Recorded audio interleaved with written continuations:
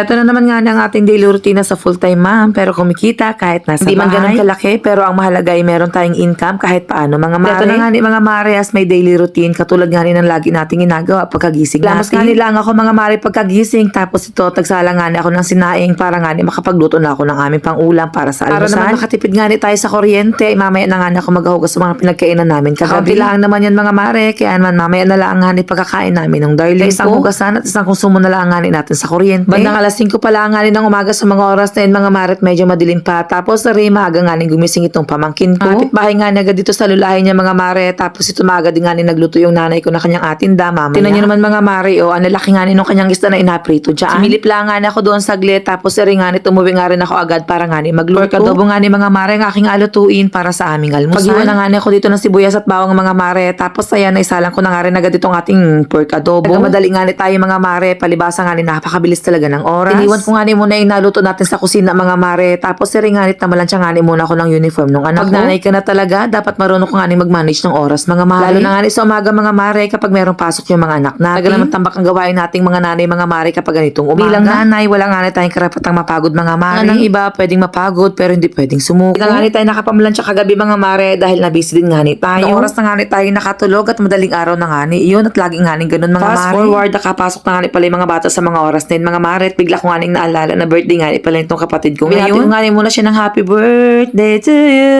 happy birthday to you.